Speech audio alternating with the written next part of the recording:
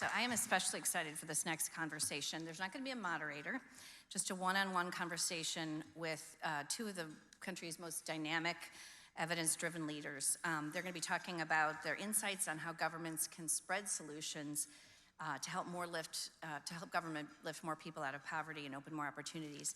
So please join me in welcoming to the stage the CEO of AmeriCorp, my good friend Michael Smith, and the former Mayor of Stockton, California, the founder of Mayors for a Guaranteed Income and current special advisor to the California Governor, Gavin Newsom, Michael Tubbs.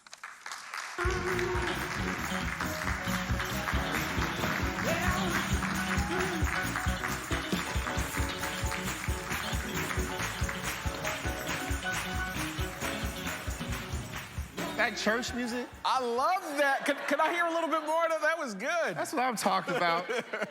I'm saved. Amen. Amen. It's a good way to start off the day. Well, it's wonderful to be here today. It's wonderful to see your faces. It's good to be in this room after such a long, dark storm that we've all weathered together.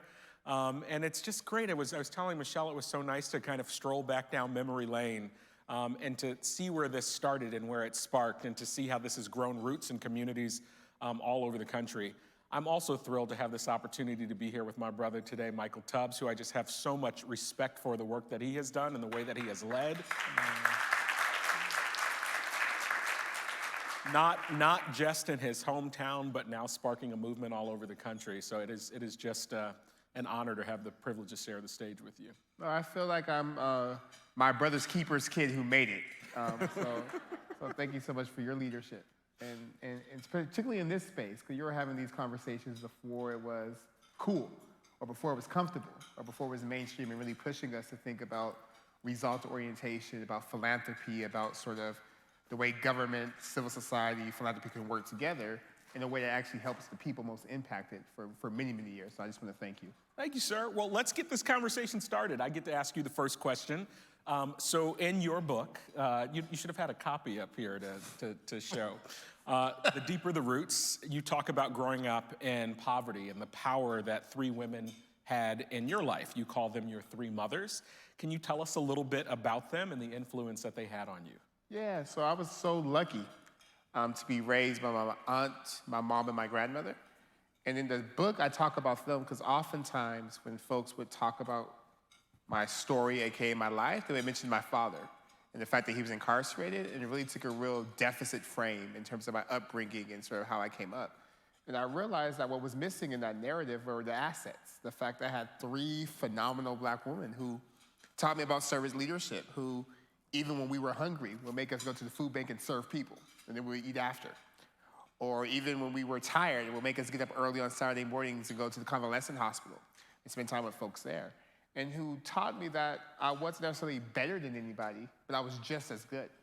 And that sort of our environment, our circumstances weren't my destiny, and that through incredible hard work and through a lot of luck, I could be successful. So the book and really the work I do is really in homage of them and people like them, because I think far too often the work that we do, even those of us that are well-intentioned, we may fall into some of the tropes or some of the ideas that the people we're serving, it's their fault that they're in poverty, or it's their fault that the system doesn't work, or it's their fault that they're on the receiving end of receiving services rather than on the side determining who gets services. And they're a reminder to me that no, talent and intellect are universal, but resources and opportunities are not, and that people aren't the problem, that structures, that systems, and that policies are. They knew what they were doing when they played that church music. I'll tell you, they got me. Reverend Doctor. I feel it for my help. So you talk often about how when you were 7, your mother enrolled you in the Boys and Girls Club in Springfield, Massachusetts. And I think particularly for the work you do now, it really is illustrative of the fact that proximity is so important to decision-making, and actually being proximate to the problem or to the solutions you're trying to effectuate makes it go that much further. So can you talk about sort of the impact of that one intervention, that one program, how it had on your life and how it influences the way you lead programs like that nationally now? Yeah, sure. I'm a proud Boys and Girls Club kid. That was the spark of service for me. My mom and my dad were both 16 years old when I was born. We grew up in a poor black neighborhood in Western Massachusetts. Did not have a whole lot of financial resources, but we had a community that lifted us up and took care of us. These kind of ordinary people that did extraordinary things in my life and so many others. I remember some years ago, there was a politician that I won't name who said something along the lines of, kids growing up in poverty don't see people working. And it's like, let me tell you about the people in my community that were my grandmother who worked at a factory job and did 2 shifts in a row and then came home and helped take care of me. Let me tell you about the folks working at the Boys and Girls Club for $7 an hour back then who didn't do it because it was a job, but did it because they loved these children. And so for me, growing up in a household where my family didn't have all of the resources they needed, you talked about your 3 moms. I had 30 moms, dads, uncles, cousins, brothers. I was just with Mama Morgan, who was the cook at the Boys and Girls Club, who's 91 years old. I was just with her a couple weeks ago, who used to run me out of her kitchen because at that time, boys were just starting to get allowed to come and learn how to cook in the kitchen. In the game room with Tony Malone.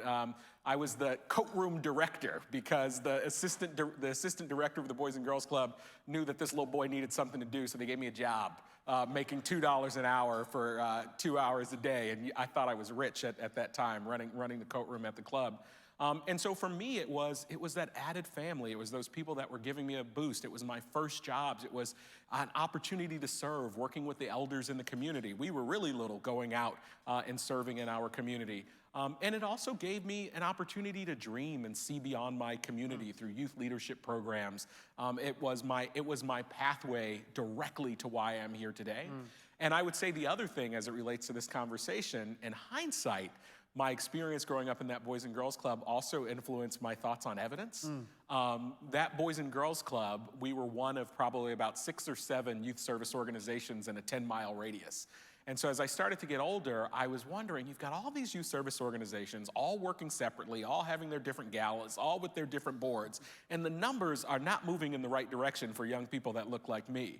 And so that influenced me a lot, that I had this great, incredible, rich, transformative experience, but it wasn't the same for all of the young people that were going through. And so it really helped me think about what it means to have an evidence-based approach, even in the middle of a well-intentioned, extraordinary community like that. So I get to ask you the next question, Mr. Mayor. So when you became mayor of Stockton does anyone know how old he was when he became mayor of Stockton? Anyone want to guess?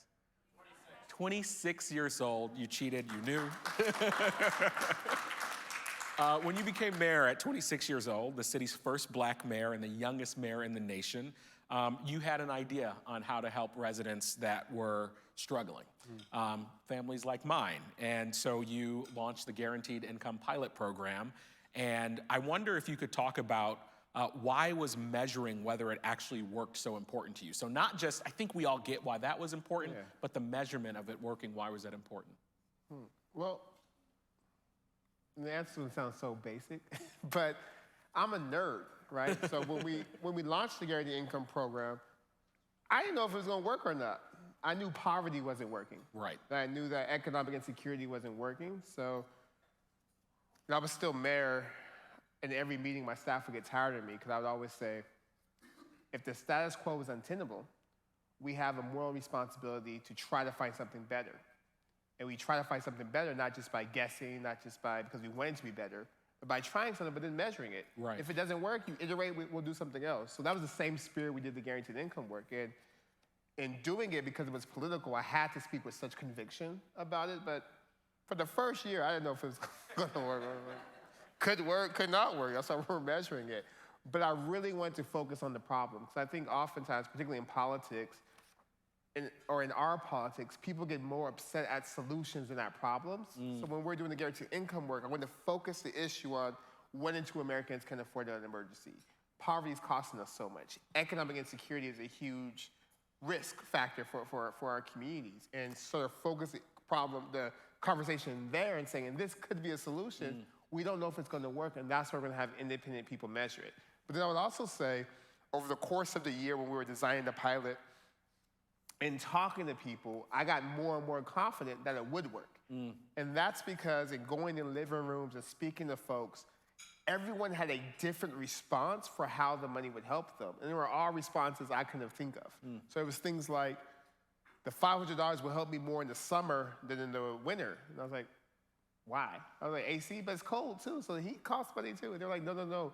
My kids come home in the summer, so my bills go up in the summer. And I don't want them to feel bad coming home, so I don't tell them, but I get really stressed when they come. Wow. I was like, wow. That's why I said, wow, I couldn't have thought of that. Or someone else talked about how the $500 would be enough for them to get their uniform dry cleaned. And they had to quit their job as a security guard because they didn't make enough to pay for dry cleaning. Right.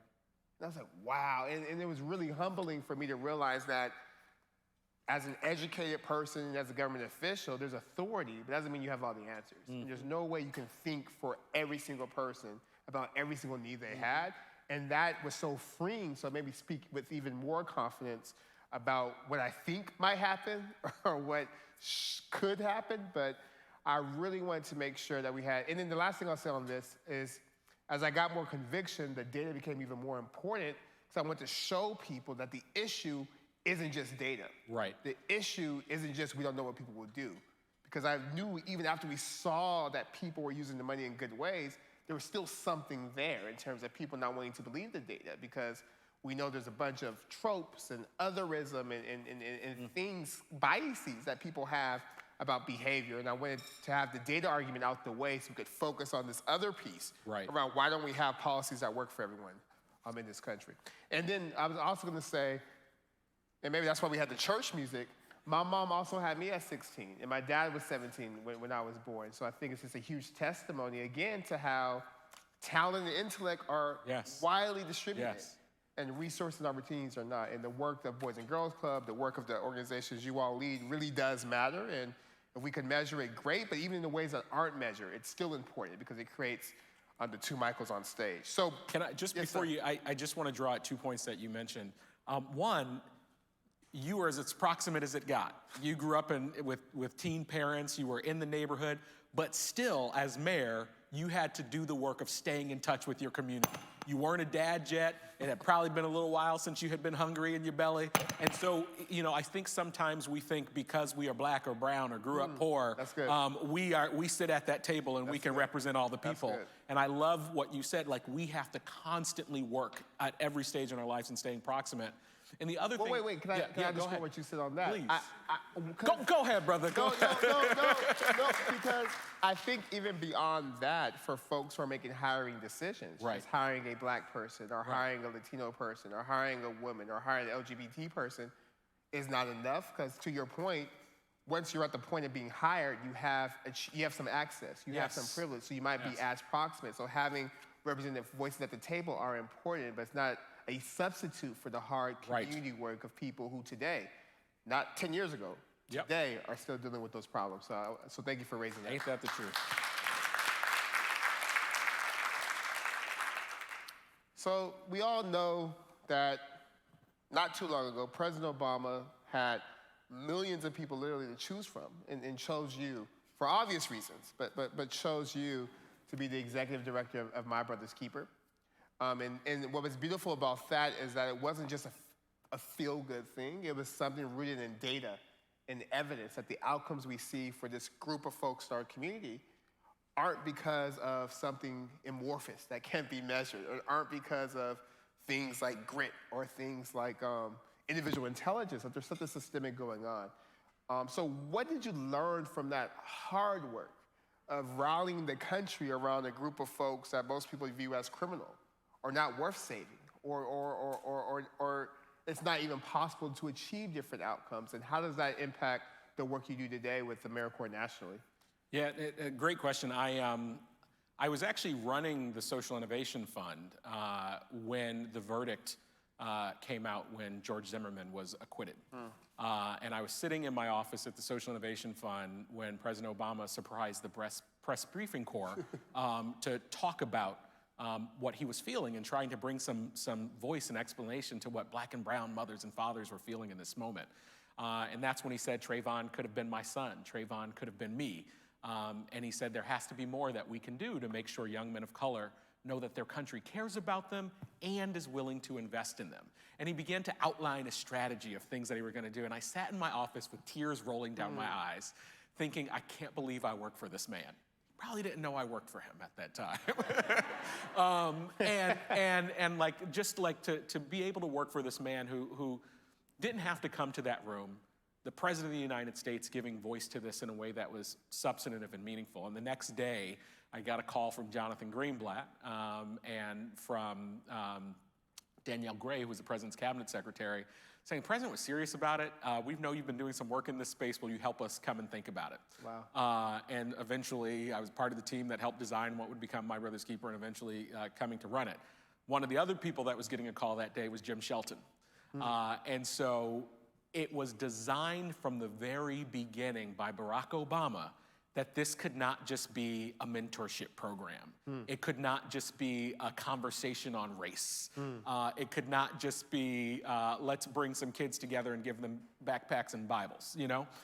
So he said to us, we need to make sure that this work is rooted in evidence and that everything that we do is lifting up evidence-based interventions across the country. So obviously, he brought in people like Jim Shelton at that time, who had run Invest in Education, Department of Education, eventually Deputy Secretary of Education, and someone like me at the Social Innovation Fund. And frankly, there would have been a lot of people that would have probably been very happy if we would have moved really quickly out of this conversation about race and the discomfort and what inequity looks like across the country and how it's leading to literally children being killed and not being able to live out their full potential. So that was rooted in our work and every single thing that we did. We had a What Works showcase at the White House where we brought in interventions from all across the country to show what was working in this space. When we left the administration and we went to the foundation, we were the only entity within the foundation that was making grants and lifting up evidence-based approaches. And so that is deeply tied into everything that I think about and everything that I do. I would also say that I think a lot about the My Brother's Keeper work and realizing, not everyone is going to go quickly to a randomized control trial. There are some people that are so intimidated by this work. And so what we did is we said, we just want to get you on the evidence journey. There is no dispute. We just want you to have some idea of what your theory of change or logic model is. We want you to maybe do some pre-test and post-tests. We want you to at least get on the journey. And maybe one day you'll get to the most extraordinary study with MDRC and some of you who can do that work that are probably in this room. But it also helped me to be much more understanding of that tension and the fact that this is a journey. And just a quick follow-up, in terms of your role now with AmeriCorp, is that same sort of journey orientation, how you're leading the agency? Yeah, absolutely. So one of the interesting things about AmeriCorp is if you would have asked, when I was there 10 years ago, almost 10 years ago, running the Social Innovation Fund, I would say the Social Innovation Fund was a little bit of an outlier in the agency that was so incredibly rooted in this idea of evidence. And I remember at a national service conference, I was running a workshop on evidence-based approaches and national service. And I thought, no one's going to come to my workshop. Workshop was crowded. People were standing outside of the door. And the reason it was is folks in this space knew that this conversation were happening, and they were so worried that they didn't have the resources or the understanding in order to kind of get on that train, and they were worried that train was going to leave without them. Fast forward almost 10 years later, AmeriCorp, formerly called the Corporation for National Community Service, is Results for America certified, silver. Last year, almost 70% of our grantees have strong or moderate levels of evidence. That's a 17% increase from the year before that. We hired our first ever chief data officer. So we are taking this seriously. And the Social Innovation Fund, which at its largest year was $75 million, great, wonderful. The Corporation for National Community Service, AmeriCorp, my marketing and branding people are going to be mad at me. We are now called AmeriCorp. AmeriCorp will spend $1.3 billion this year. Wow. And that is now all going through an evidence-based lens in the way that we think about our work.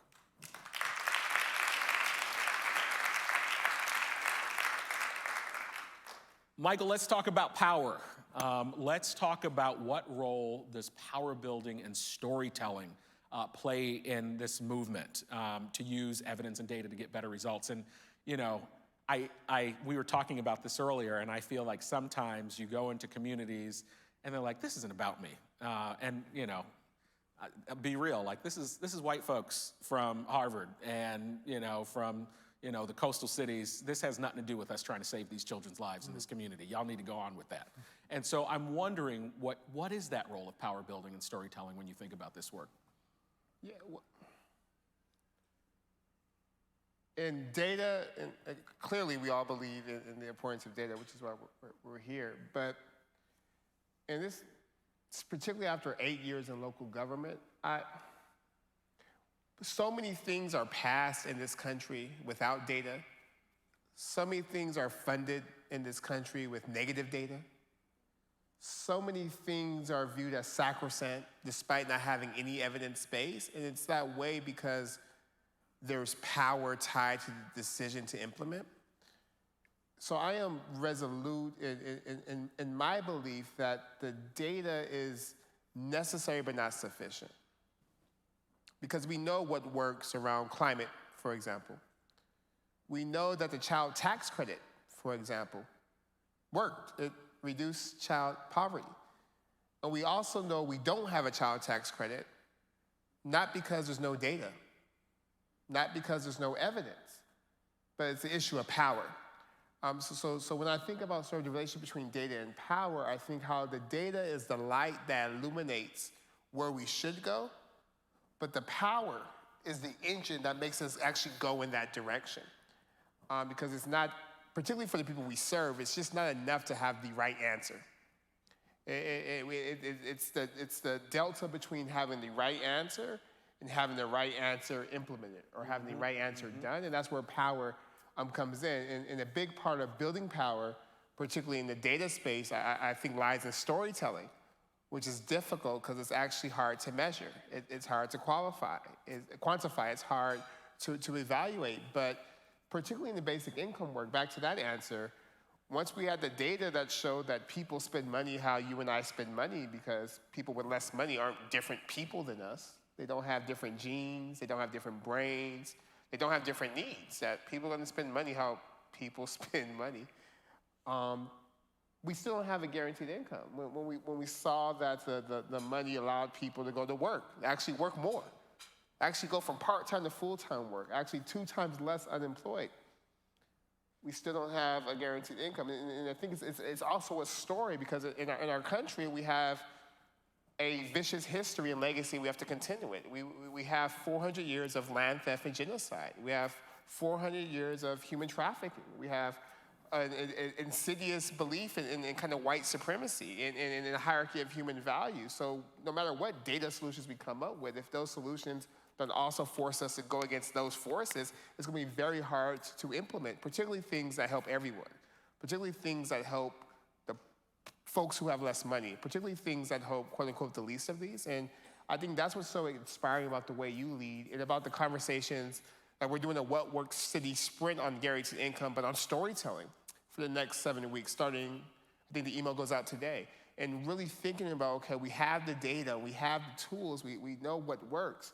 How do we get it implemented? And how do we make sure, and I'll shut up after this, and I also think it's an interesting conversation around how the things that we really want data for are the things that help poor people. Because I've never heard anyone ask for data around tax cuts for the rich. I've never heard anyone,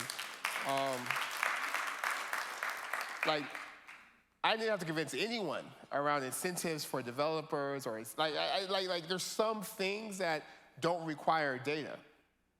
Like $2 trillion in tax cuts not that long ago that actually contribute to inflation, that ruin our deficit, et cetera. So I think that's also part of the conversations about what do we need data for? If we're gonna have a data-informed conversation, let's make sure we have data-informed for every decision we make, and not just decisions that impact this group of people that some people view as less than.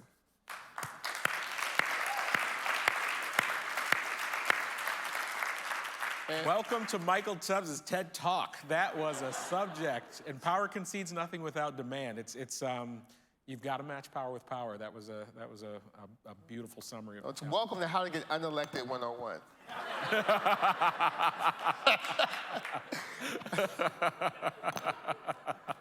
next TED Talk. And to this point about sort of power building and communities, what is your message to folks, what I said notwithstanding, but to folks about why building evidence still matters? What's it important for the organizations that you all support that are struggling to keep on the lights, that have to fill out all these forms, and they're like, we have 2 people trying to solve this huge issue. Like, what's the message around evidence? Like, how does evidence help them in their mission? Yeah, I started to talk about it a little bit with my experience growing up in the Boys and Girls Club. I think it's, if you care about changing the world, you've got to listen to that adage. If you don't know where you're going, you'll end up somewhere else, right? And so we haven't been able to serve soup out of hunger. We haven't been able to house build out of houselessness and homelessness. We haven't been able to resume write out of workforce challenges for the poor. And if you really care about creating transformative change to kids like we were, then you have to have a strategy that is rooted in some sort of evidence. It's not what someone else is telling you to do, it's what you have to know to be true. And you have to go back and measure and assess and test and course correct and modify, and maybe you have to do it again because things have changed and young people are learning a little differently, or there is a new approach. And so we can feel really good about ourselves by measuring numbers, by measuring, until the cows come home, I could talk to you about the 250,000 AmeriCorp members. There are 250,000 AmeriCorp members serving in 40,000 locations, 1.2 million alum, walk off the stage. If I can't tell you what that means for hunger and homelessness, if I can't tell you what that means for workforce pathways, if I can't tell you what that means for reducing youth violence, then I am not doing my job, and you need to find somebody else to do this job. And so that is what's so important. So if you are running a community-based nonprofit, if you are running a college or university, if you are running a faith-based outreach effort, then you have to be willing to think about your evidence journey to make sure you're getting to the impact you need. And I loved what you said there, because I think oftentimes when we think of evidence, we think we're trying to prove to other people what we're doing works. So I love the reframe you just did. It's like, no, it's not about this external gaze. It's for you to know that the effort you're putting in is getting to where you want to go. And it's giving you what you need to be effective in what it is you want to do. Because I know oftentimes folks are like, I know it works. I got to prove it to them. It's like, no, prove it to yourself. Prove it to your community. Prove it to the effort and energy you put in. So I just want to thank you for that.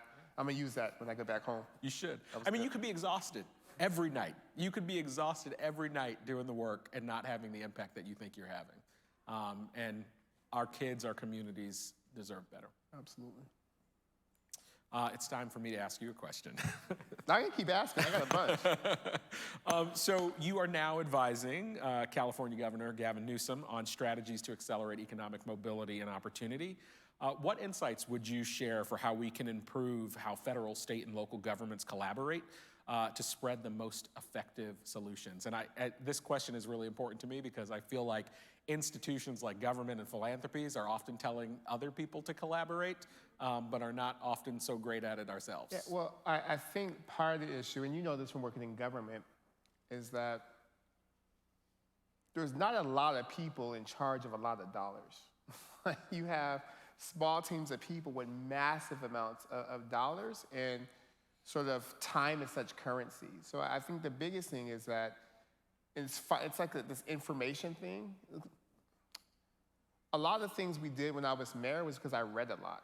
So I would just be on Twitter, but oh, they did this, let's do, like I would just find what worked, like can we do this? But I think oftentimes when you're in an elected position or in a government position, you're just trying to keep your head above water to do what you're doing and to keep the trains running on time and to deal with like pandemic and wildfire and just the craziness of life in the 21st century.